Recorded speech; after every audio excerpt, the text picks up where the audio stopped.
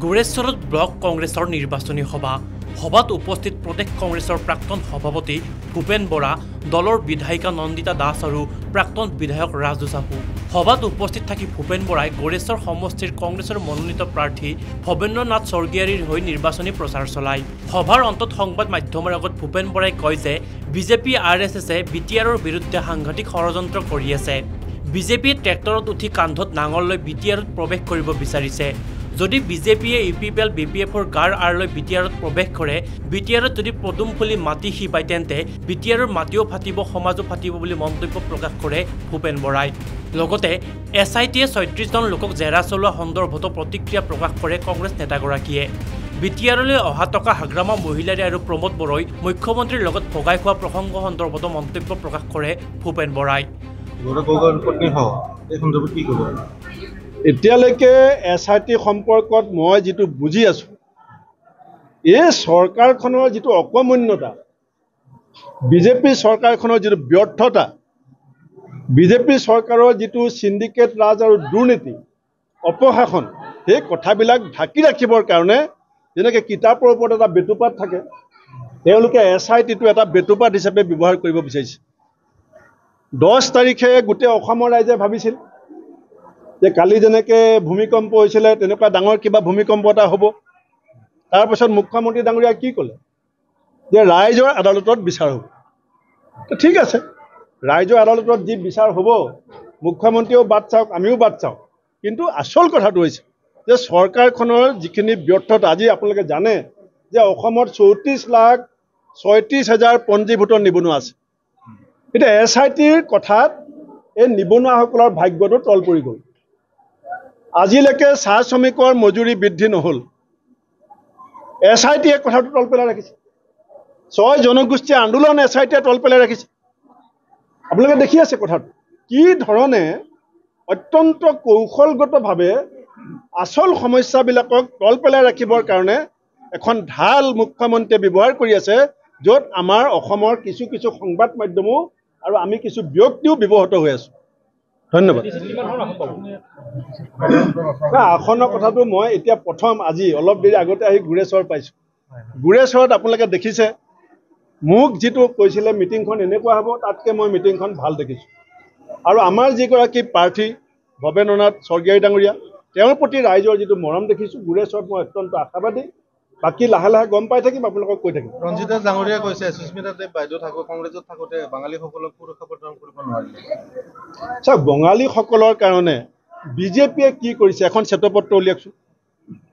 বঙালীসকলৰ কাৰণে বঙালীসকলক অসমত প্ৰথম ভোটাৰ বুলি কাৰ দিনত কোৱা হৈছিল? AGPৰ দিনত।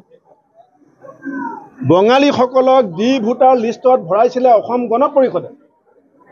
আৰু এতিয়া সেই অসম গণ পৰিষদক বুকুচাত লৈ পেলাই বিজেপিয়ে চৰকাৰ চলাই আছে। এই কথাটো আগতে আলোচনা। মোৰ লগত সতীৰ্থসকলক দেখিছে, আমি সকলোৱে আমাৰ প্ৰাৰ্থী ভৱেন্দ্ৰ নাথ স্বৰ্গীয়াৰী ডাঙৰীয়াৰ হৈ নিৰ্বাচনী সভাত ভাগ লওঁ। আমি বেলেগ এটা জেগা বিচাৰিছিলোঁ, গভৰ্ণমেণ্টে পাৰ্মিশ্যন নিদিলে। সৰু জেগাতে বেছি মানুহ, ভিতৰে বাহিৰে মানুহ। আজি প্ৰচাৰ চলাই সঁচাকৈ ভাল লাগিছে। আৰু মই ৰাইজক এটা কথাই কৈছোঁ যে স্বয়ং অসমৰ মুখ্যমন্ত্ৰী হিমন্ত বিশ্ব শৰ্মা ডাঙৰীয়াই BTRত আহি চিঞৰি কৈছিল যে BTRৰ উন্নয়নৰ কাৰণে অহা টকা পইচা গোটেইবিলাক হাগ্ৰামা মহিলাৰীয়ে খাই পেলালে। সেইটো আপোনালোকৰ সকলোৰে মনত আছে।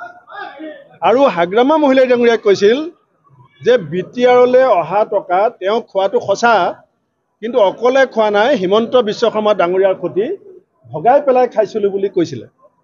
সেইটো আপোনালোকে চবে শুনিছে যে মুখ্যমন্ত্ৰীয়ে কৈছিল চব খালে, হাগ্ৰামা মহিলাৰীয়ে কৈছিলে যে মই চব খোৱা নাই, আধা খাইছোঁ, আধা CMে খাইছে।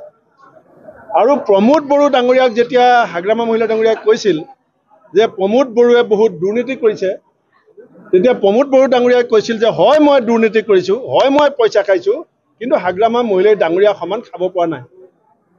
গতিকে এই দুৰ্নীতিৰ গোটেইকেইজন খলনায়ক আজি গোপনে মিলিত হৈছে। এতিয়া UPPL BPF এইটো বিজেপিৰ B টিম C টিম হৈ গ'ল। সেইকাৰণে মই ৰাইজক কৈছোঁ যে BTRত একতা থাকিব লাগিব।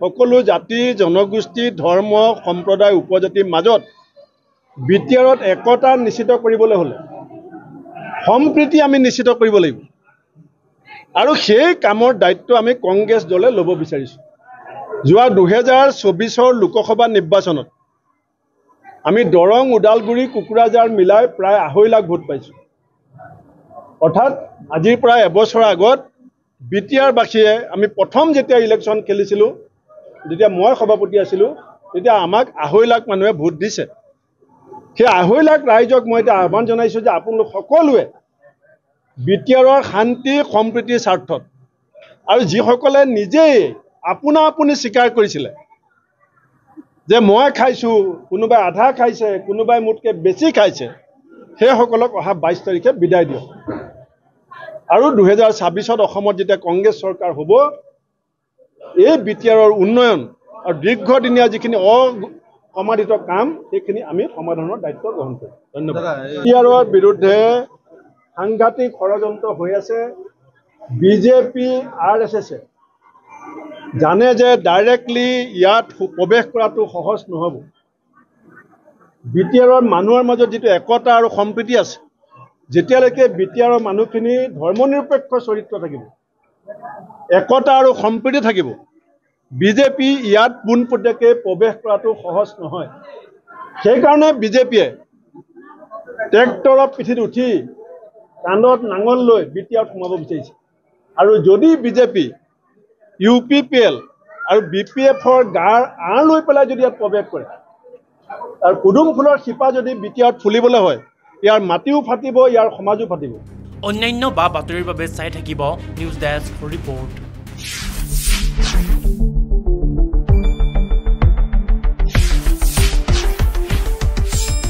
শুদ্ধ আৰু বিস্তৃত বাতৰিৰ বাবে চাই থাকক নিউজ ডেস্ক ৰিপৰ্ট